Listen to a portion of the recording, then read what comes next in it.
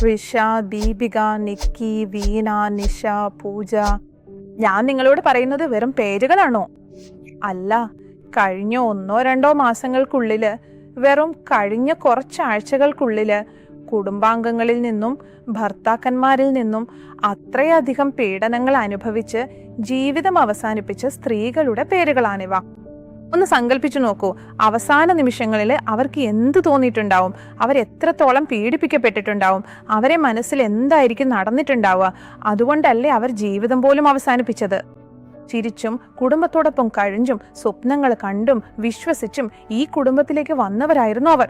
തങ്ങൾക്ക് ലഭിക്കാൻ പോകുന്ന ഒരുപാട് കാലങ്ങളെക്കുറിച്ചും തങ്ങൾക്കുണ്ടാകാൻ പോകുന്ന കുഞ്ഞുങ്ങളെക്കുറിച്ചും പങ്കാളിയോടും കുടുംബത്തോടുമൊപ്പം യാത്ര ചെയ്യാൻ ആഗ്രഹിച്ച സ്ഥലങ്ങളെക്കുറിച്ചും ചിന്തിച്ച് വിവാഹ ജീവിതത്തിലേക്ക് കടന്നവരായിരുന്നു അവർ. എന്നാൽ ഈ പീഡനങ്ങൾ കാരണം അവർ സ്വന്തം ജീവിതം അവസാനിപ്പിക്കേണ്ടി വന്നു. വിഷയുടെ കഥയിൽ നാം കാണുന്നത് മികച്ചൊരു കരിയറും സ്വപ്നങ്ങളും ഭാവി പദ്ധതികളും ഉണ്ടായിരുന്ന ഒരു യുവതിയെയാണ്. എന്നാൽ കുടുംബാംഗങ്ങളുടെ പീഡനം കാരണം അവൾക്ക് സ്വന്തം വീട്ടിൽ വെച്ച് ജീവിതം അവസാനിപ്പിക്കേണ്ടി വന്നു. ദേവികയ്ക്കും ഇത് തന്നെയാണ് സംഭവിച്ചത്. ഇതുപോലെ എത്രയോ സ്ത്രീകൾക്ക് സംഭവിച്ചിരിക്കുന്നു. നമ്മുടെ ദാമ്പത്യ ജീവിതം ഇങ്ങനെയായിരിക്കണമെന്നാണോ ദൈവം ആഗ്രഹിക്കുന്നത്? അല്ല പ്രിയ സുഹൃത്തുക്കളെ, വിവാഹം ഭയത്തിന്റെ ഇടമാകാൻ ദൈവം ഒരിക്കലും ആഗ്രഹിച്ചിട്ടില്ല.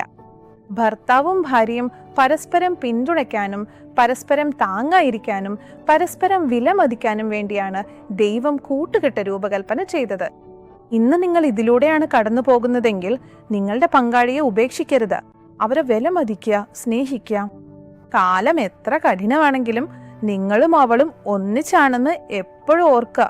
നിങ്ങളുടെ കുടുംബവും അവളുടെ കുടുംബമല്ല. ആദ്യം നിങ്ങളും അവളും, ഭർത്താവും ഭാര്യയും ഒരു ലക്ഷ്യത്തിനായി ഒന്നിച്ചവരാണ്. പുരുഷൻ തന്റെ കുടുംബത്തെ വിട്ട് ഭാര്യയോട് ചേരണമെന്ന് ഉൽപ്പത്തി പുസ്തകത്തില് ബൈബിള് പറയുന്നു. നിങ്ങളുടെ കുടുംബാംഗങ്ങളോ ടെലിവിഷനിൽ കാണുന്നതോ സുഹൃത്തുക്കളോ നിങ്ങളെ സ്വാധീനിക്കാൻ അനുവദിക്കരുത്. പല യുവാക്കളും, പ്രത്യേകിച്ച് പുരുഷന്മാര്, സുഹൃത്തുക്കളുടെ വാക്കുകളിൽ വീണുപോകുന്നത് ഞാൻ കാണുന്നു. നീ എന്തിനാണ് നിന്റെ ഭാര്യയെ ബഹുമാനിക്കുന്നത്? നീ വലിയ ആളല്ലേ, നിനക്ക് വലിയ കരിയറില്ലേ, അവൾക്കൊന്നും അറിയില്ല, അവൾ വെറുമൊരു വീട്ടമ്മയാണ്, അവൾ അധികം പഠിച്ചിട്ടുമില്ല, അവളെ ഒരു അടിമയെ പോലെ കാണൂ. എന്നാൽ ദൈവം നിങ്ങളെ സൃഷ്ടിച്ചത് നിങ്ങളുടെ ഭാര്യയെ സംരക്ഷിക്കാനാണ്.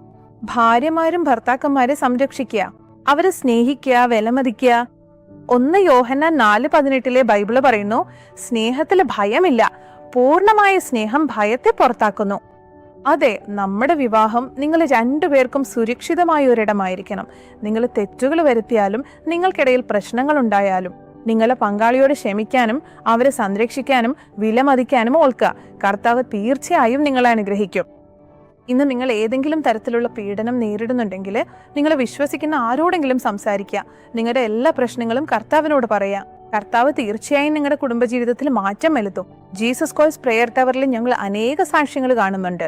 അവരിൽ ഒരാൾ പീഡനങ്ങളിലൂടെ കടന്നു പോവുകയായിരുന്നു. ഭർത്താവ് മദ്യപാനിയായി 20-30 വർഷമായി ഭാര്യയെ മർദ്ദിക്കുന്നു. എങ്കിലും ആ ഭാര്യ പിടിച്ചു വെക്കുന്നു. അവൾ അത്ര വിശ്വസ്തയാണ്. അവൾ ഭർത്താവിനായി പ്രാർത്ഥിച്ചുകൊണ്ടേയിരിക്കുന്നു. ഒരു ദിവസം ദൈവം ഒരു അത്ഭുതം പ്രവർത്തിച്ച് അവനെ മാറ്റുന്നു. അതുപോലെ തന്നെ ദൈവം നിങ്ങളുടെ ജീവിതത്തിലും ഒരു അത്ഭുതം പ്രവർത്തിക്കും. എന്റെ പ്രിയ സുഹൃത്തുക്കളെ, നിങ്ങൾ തളരരുത്. ജീവിതം അവസാനിപ്പിക്കാനാ ആ അറ്റത്തേക്ക് നിങ്ങൾ പോകരുത്. ദൈവം ഈ ജീവിതം നമുക്കൊരു സമ്മാനമായി നൽകിയതാണ്. നമ്മുടെ ജീവിതത്തെ നമ്മൾ വിലമതിക്കാം. അവിടുത്തെ നാമം വഹിക്കാൻ ദൈവം നമ്മെ തെരഞ്ഞെടുത്തു. സ്നേഹം, ബഹുമാനം, ത്യാഗം, വിശ്വാസം എന്നിവയിൽ അധിഷ്ഠിതമായ ദാമ്പത്യം കെട്ടിപ്പടുക്കാൻ ഇന്ന് ദൈവം നമ്മെ വിളിക്കുന്നു. അതുകൊണ്ട് നിങ്ങളുടെ പങ്കാളികളെ ഉപേക്ഷിക്കുന്നത്, അവർക്കായി പ്രാർത്ഥിക്കുന്നത് തുടരുക, പരസ്പരം സംസാരിക്കുന്നത് തുടരുക.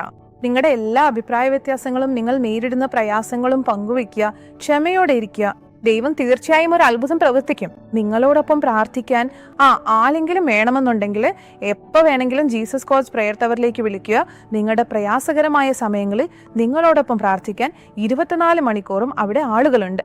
ചിലപ്പോൾ നിങ്ങൾ ചിന്തിച്ചേക്കാം, ഞാൻ എന്തിനു മറ്റൊരാളിലൂടെ പ്രാർത്ഥിക്കണം, എനിക്ക് നേരിട്ട് ദൈവത്തോട് പ്രാർത്ഥിക്കാമല്ലോ. അതേ, നിങ്ങൾക്ക് സാധിക്കും. പക്ഷെ നമ്മുടെ മനസ്സ് അത്രയധികം ഉത്കണ്ഠാകുലമായിരിക്കുമ്പോൾ മുട്ടുകുത്തി പ്രാർത്ഥിക്കാൻ പോലും നമുക്ക് ബുദ്ധിമുട്ടുള്ള സമയങ്ങളുണ്ടെന്ന് എനിക്കറിയാം. നമ്മൾ ഒരുപാട് കാര്യങ്ങളെക്കുറിച്ച് ചിന്തിക്കാം. ഇന്ന് നിങ്ങൾ അത്തരമൊരു അവസ്ഥയിലൂടെയാണ് കടന്നു പോകുന്നതെങ്കിൽ നിങ്ങളെ സഹായിക്കാൻ ഞങ്ങളുണ്ട്. ജീസസ് കോൾസ് പ്രെയർ ടവറിലേക്ക് വിളിച്ച് അവരോട് സംസാരിക്കുക. പ്രെയർ ടവറുകൾ സന്ദർശിക്കുക. നിങ്ങളെ ഉപദേശിക്കാനും സഹായിക്കാനും അവിടെ ഒരുപാട് പേരുണ്ട്. നിങ്ങളുടെ ദാമ്പത്യം കെട്ടിപ്പടുക്കാൻ ദൈവം തീർച്ചയായും നിങ്ങളെ സഹായിക്കും. അതുകൊണ്ട് ഇന്ന് നമുക്ക് ഒരുമിച്ച് പ്രാർത്ഥിക്കാം. നിങ്ങളെ പങ്കാളിയെ കർത്താവിന്റെ കരങ്ങളിൽ ഏൽപ്പിക്കുക. നിങ്ങളെ ദാമ്പത്യത്തെ യേശുവിന്റെ കരങ്ങളിൽ ഏൽപ്പിക്കുക. പിതാവേ, ഈ സമയത്തിനായി ഞങ്ങൾ അങ്ങേക്ക് നന്ദി പറയുന്നു കർത്താവേ. പിതാവേ, ഇന്ന് തകർന്നുകൊണ്ടിരിക്കുന്ന എല്ലാ ദാമ്പത്യങ്ങൾക്കും വേണ്ടി ഞങ്ങൾ പ്രാർത്ഥിക്കുന്നു പിതാവേ. ഓരോ ദാമ്പത്യത്തിലും അങ്ങയുടെ സാന്നിധ്യം ഉണ്ടാകട്ടെ പിതാവേ. അത് തകർന്നു പോവാതിരിച്ചിട്ടെ കർത്താവെ. ഓരോ കുടുംബാംഗത്തെയും ഓരോ ഭർത്താവിനെയും ഭാവിയെയും ഞങ്ങൾ അങ്ങയുടെ കരങ്ങളിൽ ഏൽപ്പിക്കുന്നു. അതെ എന്റെ പ്രിയ സുഹൃത്തുക്കളെ, നിങ്ങൾ നിങ്ങളെ പങ്കാളിയോടൊപ്പമാണ് ഇത് കാണുന്നതെങ്കിൽ അവരെ ചേർത്ത് പിടിക്കുക, അവരെ കൈകൾ പിടിക്കുക. ഞങ്ങളുടെ പങ്കാളിക്കായി പ്രാർത്ഥിക്കാൻ ഞങ്ങളെ സഹായിക്കണമേ കർത്താവെ. നിങ്ങളുടെ മക്കൾ ഇന്ന് ഒരുപാട് പ്രയാസങ്ങളിലൂടെയാണ് കടന്നു പോകുന്നതെങ്കിലും പല കാര്യങ്ങളാൽ അവർ പീഡിപ്പിക്കപ്പെടുന്നുണ്ടെങ്കിലും പിതാവേ, കർത്താവെ, ഞാൻ അനുഭവിക്കുന്നത് അത്ര നീതിയല്ല എന്നവർ ചിന്തിക്കുന്നുണ്ടെങ്കിലും അവരുടെ സാഹചര്യം മാറ്റാൻ ഞാൻ പ്രാർത്ഥിക്കുന്നു പിതാവേ. ഇന്നു മുതൽ അവരുടെ വീടുകളിൽ മാറ്റങ്ങൾ ഉണ്ടാകട്ടെ. അവരുടെ പങ്കാളിയുടെ ഹൃദയത്തിൽ മാറ്റം വരട്ടെ കർത്താവെ. അവരെ സ്പർശിച്ച് മാറ്റണമേ പിതാവേ. ഓരോ ദിവസവും ഞങ്ങളെ പങ്കാളികളോട് വിശ്വസ്തരായിരിക്കാൻ ഞങ്ങളെ സഹായിക്കണമേ കർത്താവെ. ഈ പീഡനങ്ങൾ കാരണം തങ്ങളുടെ പെൺമക്കളെ നഷ്ടപ്പെട്ട കുടുംബങ്ങൾക്കായും ഞങ്ങൾ പ്രാർത്ഥിക്കുന്നു പിതാവേ. കർത്താവെ, അങ്ങയുടെ സംരക്ഷണത്തിനും സമാധാനത്തിനും വേണ്ടി ഞങ്ങൾ പ്രാർത്ഥിക്കുന്നു. അത് ഓരോ കുടുംബാംഗത്തിലും ഉണ്ടാവട്ടെ. അവരങ്ങയുടെ സമാധാനത്താൽ നിറയട്ടെ പിതാവേ. കർത്താവെ, അങ്ങയുടെ സാന്നിധ്യം അവരെ ഓരോരുത്തരെയും വലയം ചെയ്യട്ടെ കർത്താവെ. ഈ പരിപാടി കാണുന്ന ഓരോ വ്യക്തിയെയും ഞങ്ങൾ അങ്ങയുടെ കരങ്ങളിൽ ഏൽപ്പിക്കുന്നു.